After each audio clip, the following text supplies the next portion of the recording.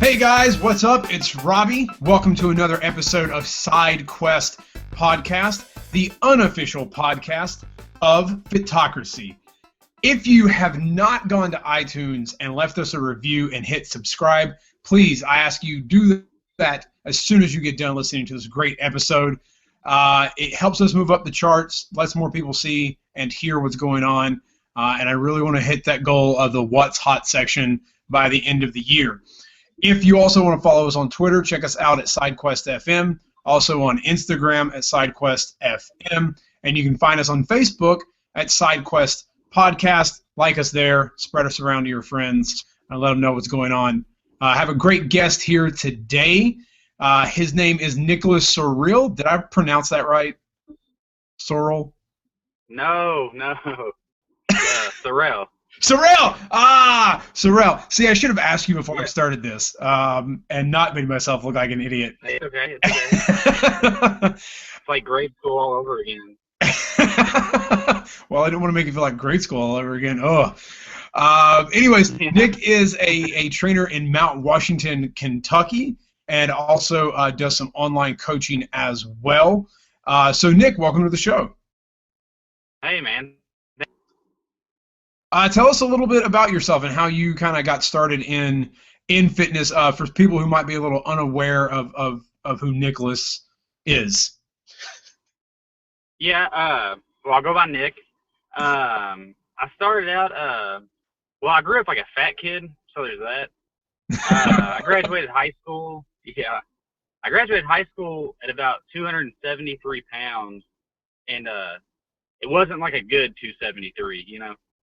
It wasn't very appealing, but I got out of high school. I realized that girls don't like fat kids, so I decided to lose 100 pounds.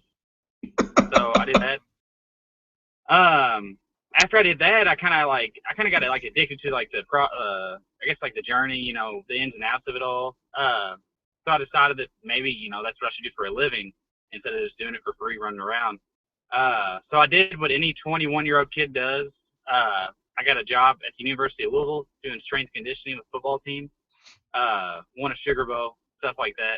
No big deal. Yeah.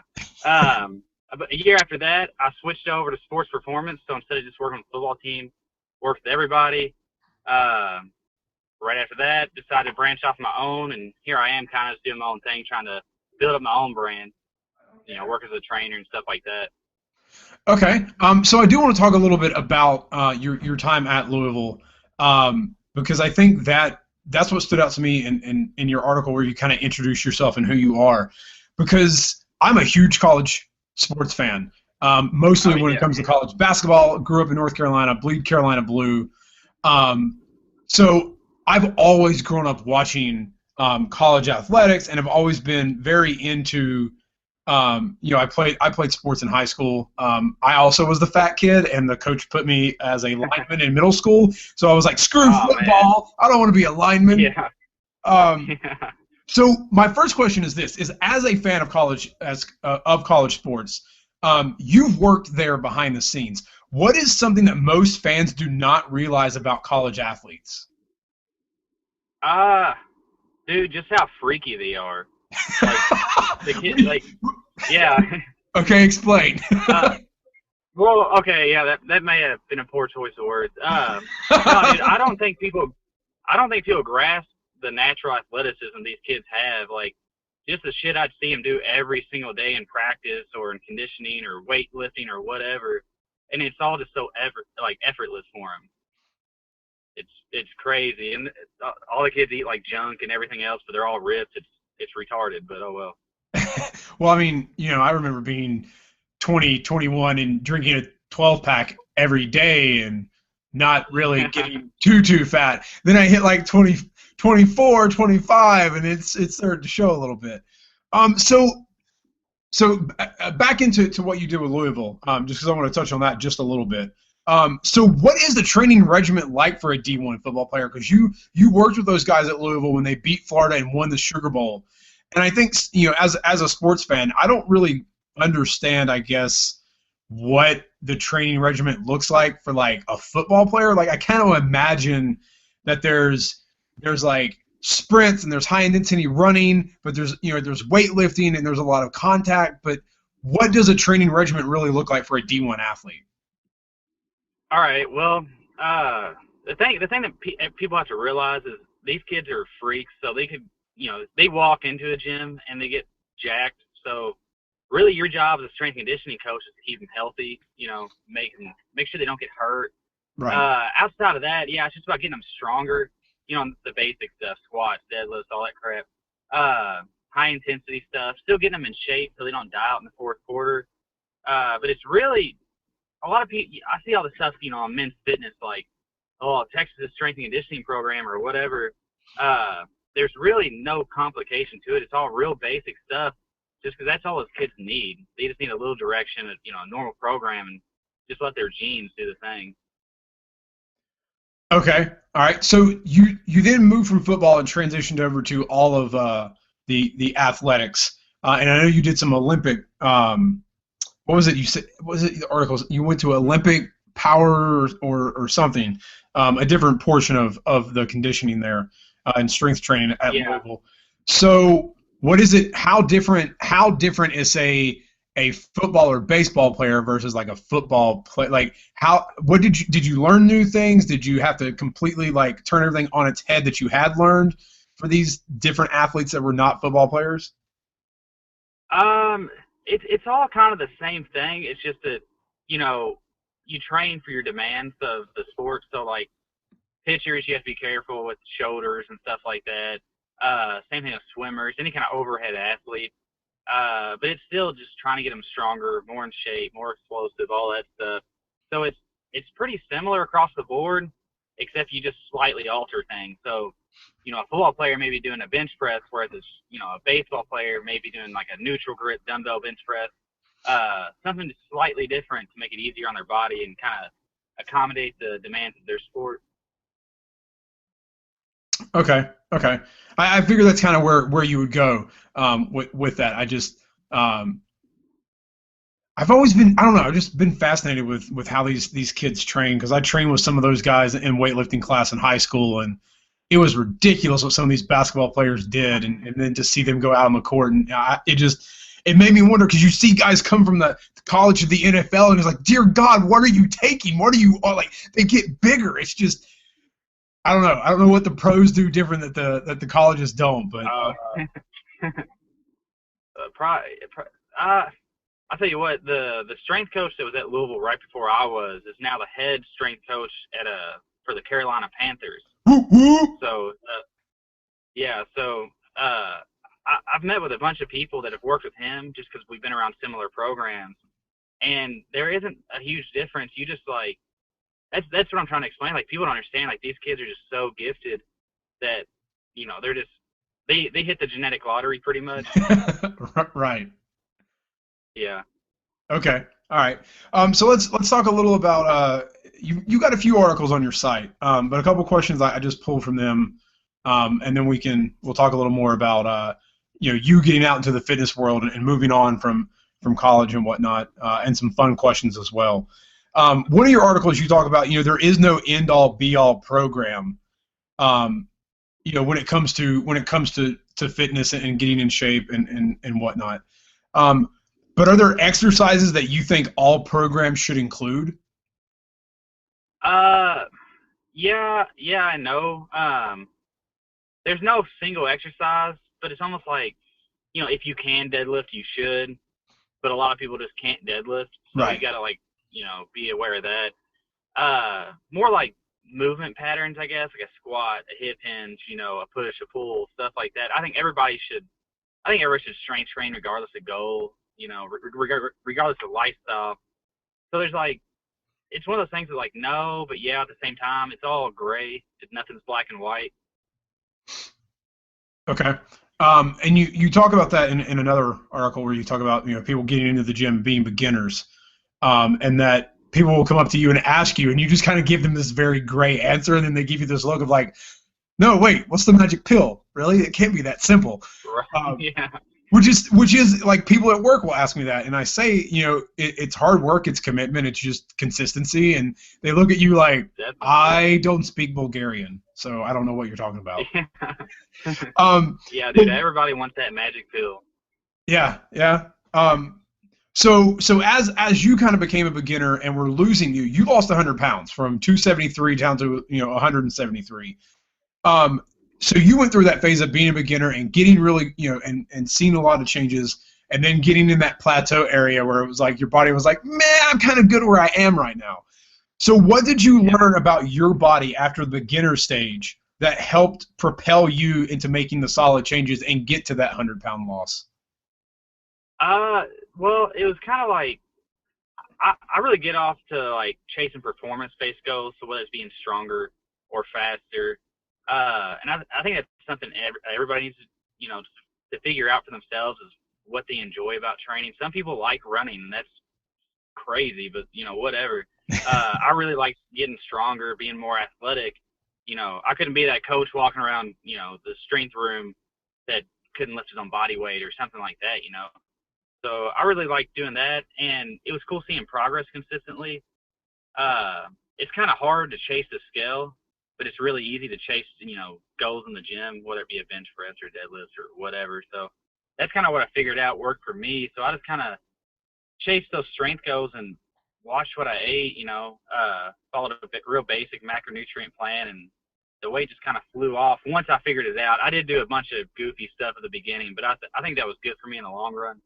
Okay. What was some of the goofy stuff you did at the beginning? Dude, oh my God. I used to do like the bro splits, like back tries, chest tries. I did I did Insanity, I did CrossFit, I did all this crazy nonsense. 'Cause I thought, you see those dudes on TV and you're like, well, I want to look like Sean T, or I want to look like Rich Froning. So you buy the program, and I'm not Rich Froning, so sadly, right? True, because I watched the CrossFit games. I watched the CrossFit games this summer, and I was like, I have to train for this. I want to do this. Oh yeah.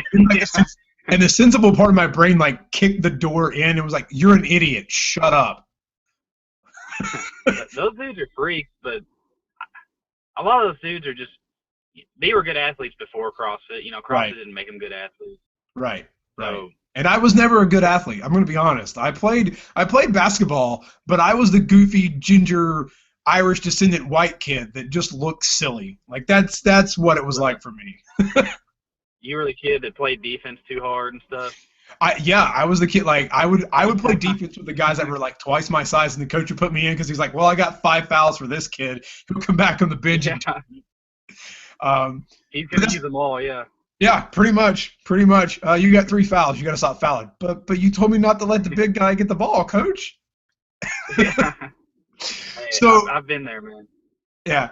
So you talked a little bit about reaching goals in the gym, and that's what you figured out for yourself as opposed to chasing the scale, which is, and I agree, chasing the scale, because I've done it myself. It just, your body can fluctuate so much that it just, it makes you go crazy. It's like trying to perfectly time the stock market. Like, it's not going to happen. Just stop being. Yeah. So what are your current goals in the gym? And then what are your current goals for your business as you try and grow that? In the gym, right now I'm bulking, I guess is the word. I'm trying to put on a little bit of weight, get a little bit stronger. I weigh about 175 right now. My PR on deadlift is 425. Oh, so I want to jealous. get that a little bit higher. My bench press PR is 260. I'd like to get higher too. Just because I train so many strong dudes, so it makes me want to get stronger, Yeah. As far as my business, I really want to. I'm sort of starting to think that in-person training is almost dying. At least in Kentucky, there's like a low cost of living out here, so a lot of people just can't afford the one-on-one, and I think a lot of people don't need it. I'd really give someone the tools, show them the path, and let them walk it themselves, as opposed to like taking them on my back and carrying them. Right. So I think I'd like to transition more into the online side of things, but man, it's so much different. there's like a crazy learning curve. So for someone like me who is working on getting, his certification and getting into the business, I read a lot of people that say, one of the most valuable things you can do is train clients personally because you learn as opposed to just kind of being like, hey, I know some stuff and I'm on the internet. You actually get to you get to work one-on-one, you get to understand people's problems, you get to see kind of and interact with people at an empathetic level. Not that you can't do that online, but that, the internet has proven one thing, we'll say whatever and we don't really care because, there's no face-to-face. So Right. what is that learning curve? Like, what have you learned transitioning from one to the other? Well, as far as like you starting out in person, I suggest, I tell everybody, like, go intern, go work for free, go volunteer, because you learn so much that you just can't learn in a book or learn online or anything. So I really, really, really urge people to go intern or volunteer at, just some with a local personal trainer or a local team or whatever, your high school, whatever it is. Uh, because there's just so much that you're not expecting. As a personal trainer in person, you're not just there to tell them how many sets or reps or whatever. A lot of times for a lot of these people, you're their like nutritionist, you're their life coach. I've heard so many things I don't need to hear from so many people, like, but that's part of the job. So I would really suggest interning, volunteering. And then as far as the online thing, it's a lot different just because there's so many, armchair experts out there that say this is bad or that's bad, or, trying to make themselves seem so much different and stuff like that. And a lot of these people have never worked with someone one-on-one. But then again, in the same regard, there are a lot of absolutely fantastic coaches. You've had a lot of good guys on your show, like Jason Helms from Any Man Fitness, and Brian Cron's a great guy. So, there's a little bit of both. Okay, all right. So let's go to some fun stuff real quick because I don't, I like to intersperse all of this. So reading your Okay. bio, I noticed that you and I were very similar. We were called Husky growing up, and I think Husky has to be Oh, like a Southern thing that like our grandmothers try yeah. and say to us. They want to say, "Oh, you're just a little fatty," but they don't. They say Husky. And there's even I grew up. Right. There was a Husky section. There wasn't like the plus size. There was the Husky section. Right. Oh, Um, yeah, yeah. but you were also a big gamer. Are you still gaming? And if so, what are you digging on today? Not as much as I used to, just because of the time. Like, there's so many games I see come out, and I'm like, dude, I want to get that. And then I realize how much, like, time that's going to take. And you know how leveling up characters is. It takes forever, dude. So, Yep. I try to stay away unless something's really good. Yeah. Yeah. 96 hours in the Skyrim. That's what I put. And Dude, yeah, Skyrim's the last game I played. It's amazing, yeah. yeah. So if they re-release Final Fantasy in HD, are you calling out sick and beating it all over again? Oh, yeah, I'm quitting my job, everything. Shutting down the website, it's done. Yeah.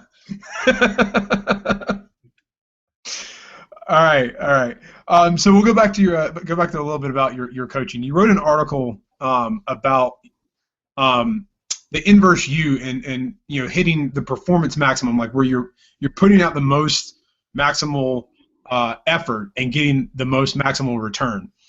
And you call that the sweet spot. And that Yeah. you're going to find different sweet spots throughout your exercising and what you're doing. So what is your sweet spot as a coach? Have you found that as a coach yet? Yeah, when I first started, I was too eager to work with everybody, and I'm glad I did it. I worked with everything from Teddy Bridgewater, an NFL quarterback, to 14-year-old disabled children to middle-aged women trying to lose weight. Like, I've worked with a little bit of everything just because I was so eager to learn. And it's paid off a lot. I've learned a lot, but I get stretched too thin too easily if I'm like directed so many different ways. So I've been really trying to dial it into what I'm most passionate about. Athletics, getting stronger, looking better, stuff like that. So I just have to be real picky about like not trying to please everybody. Just sticking with what I do well, and try instead of being a jack of all trades, I guess is what you would say. Right. Gotcha. So who inspires you now in the fitness world? Because you're still learning, you're still kind of new, and so who do you look up to for inspiration or articles that you read whenever they come out? You're on it and glued onto that website. Yeah, I'm real into Anthony Michael, his stuff. I'm not sure if you ever read it. He has some awesome articles out, and he's one of those guys that just kind of gets it. It seems like. Mm-hmm. Brian Cron, like I said earlier, Jason Helms, they're really good writers. They also sort of just get it. I'm a big fan of Eric Cressy, like everybody else, of course. He's brilliant. It's insane. Yeah, yeah. So yeah, I guess those few right there. Okay. So what has been your biggest challenge so far when it comes to online coaching? Because I know you left college and you left Louisville and you got hired at Anytime Fitness and started working there, and you even said there was a huge learning curve. So what has been your biggest challenge?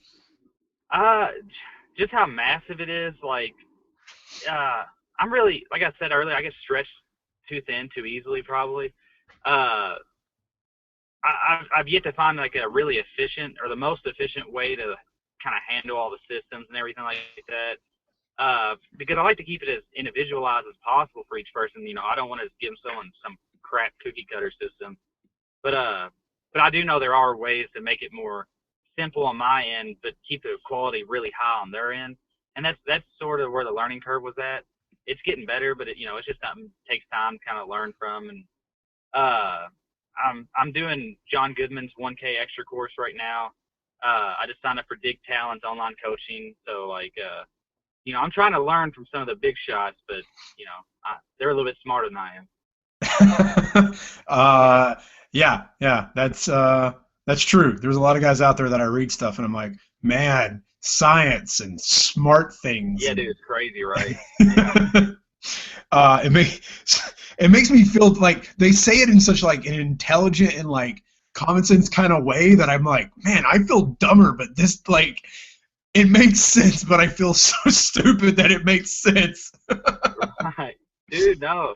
I totally it's almost like motivational when you hear like Eric Cressy break down the shoulder ligaments and all this other crap, and you're like, I have no idea what you just said, but I'm about to learn, Yeah. I find myself I actually kind of got caught at work this week. Someone was like, someone's noticed you use your cell phone a lot. And I want to go, but it's because I'm learning things that are more important than banking. Yeah. Definitely, man. Yeah. So you're from Kentucky, grew up, yep. Born there, born and raised. I came through and did the Bourbon Trail in March for a bachelor party. So I got to ask you. Really?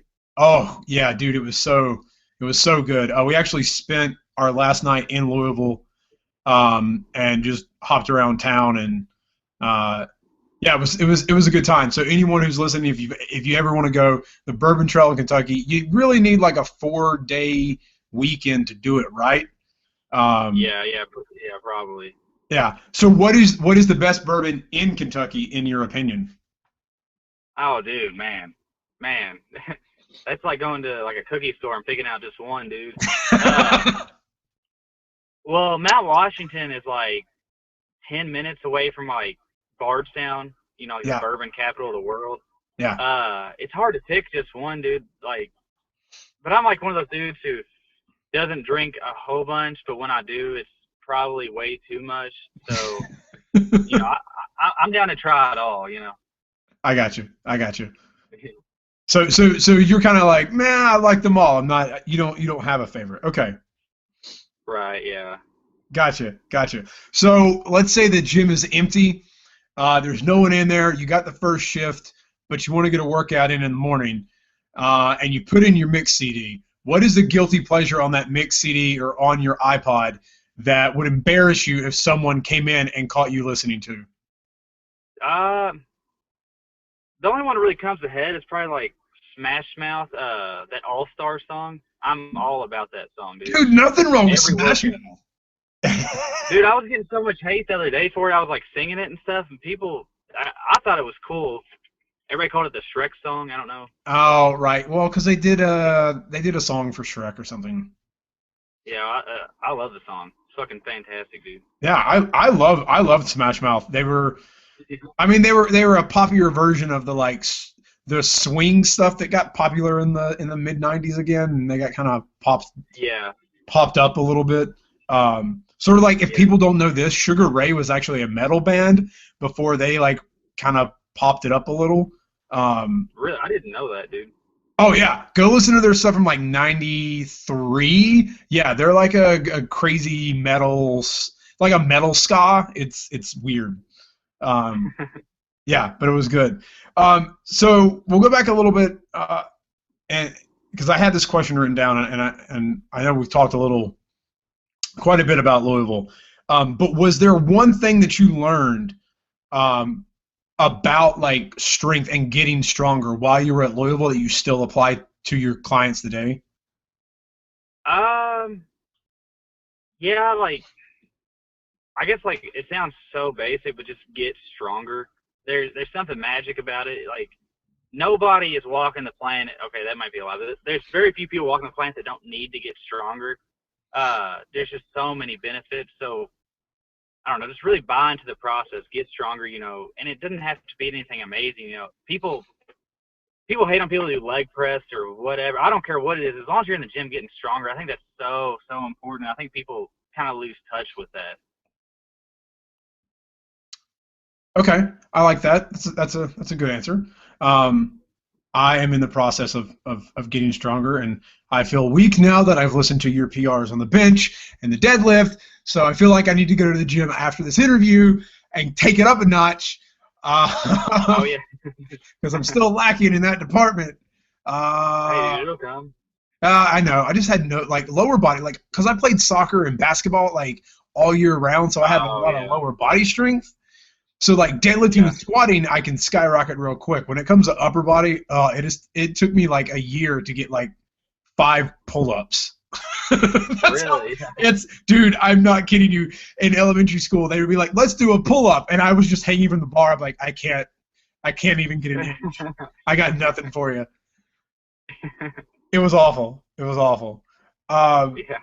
cool. So if people want to learn about you, Nick, where can they find you on the internet, social media?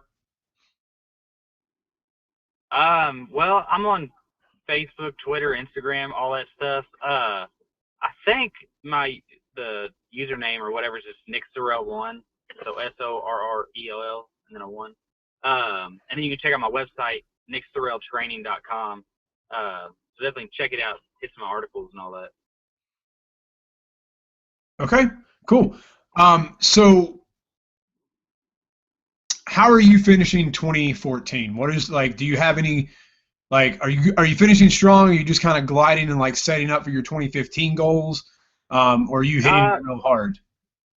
I'm trying to finish out pretty good. Like this is the first time in a long time I've been trying to gain weight and stuff like that. So I'm trying to hit my workouts hard, get something out of that. And then as far as my business goes, I don't know. This time's really, really slow for training, but for whatever reason, it's been picking up a lot the past few months. So I'm trying to really take that in and get something out of it. And then really, I don't know, just trying to invest in myself, trying to learn a lot, read a lot, stuff like that. Cause I'm like a nerd when it comes to reading and learning and stuff like that. Like I get addicted to it. So trying to really, really finish, strong, learn something, build myself up. All right. Yeah, that's awesome. Cool. Well, it's been great having you on, Nick. I am looking forward to hearing about your successes in the future because I know you said you're taking Dick Talon's thing to kind of get into online coaching and build up Oh yeah. your brand that way. Looking forward to that. And are you planning on doing any Fitocracy style coaching like after that or before that or are you just Well, kind of dude, doing it on your own site right now? right now I'm just doing it on my site. I didn't have a Fitocracy account until like 2 days ago. Like Jason's been talking about it for forever and stuff like that. So I'm like, I feel like an old person on Facebook or something like that, like trying to figure out all the buttons and stuff like that. Right? Yeah. But no. Hopefully after the group, I can get some groups going and kind of branch onto there because it seems like a great product and a great website you got going on. Yeah. Have you messed with it all? I have not yet. Again, like I said before we hopped on here, I want to make sure I get my certification done first before I get out there. But I too am thinking about doing Dick's thing and learning from the master of Fitocracy, that is Dick Talons. I swear I'm going to email after this and get on the show eventually. Dude, do it. Talk, yeah. Yeah. Cool. Well, I look forward to it. It's been great talking to you. Guys, please go check out Nick at on his website. I will post it in the show links. Remember, you have to put training before the .com, because if you don't, it'll take you to like some web designer guy's website. And I don't. Dude, yeah. I don't think you want web design. I think you. I wanted nicksorrell.com so bad, but there's this freaking web designer, man. So if he's listening to this, hit me up. I'll buy your website. That's all right. I wanted sidequest.com, and someone else already had it, and it doesn't even exist. Someone's just sitting on the domain name. Like, that's the thing about the internet that kind of ticks me off, is like, do you have to be a douchebag that you just have to like buy something that you're not going to use just so you can have it? Yeah, dude, it's crazy, man. All right. Well, guys, again, I had a great time talking to Nick. Please go check him out at nicksorrelltraining.com. Find him on Twitter at nicksorrell1 and also on Instagram. I'll put all of that in the show notes. I've enjoyed the conversation. I hope you guys have enjoyed it and learned a thing or two from Nick. I know I've learned a lot about college training, mostly that they're just freaks of nature that won the genetic lottery. I was hoping there was some like, oh man, they do all this crazy stuff, but basically Michael Jordan was just the pinnacle of human evolution, and we're not. Sadly, man, Debbie Downer. All right, well, Nick, thank you for coming on the show, and I look forward to lots of success for you in the future. Thanks, man. I appreciate it. No problem.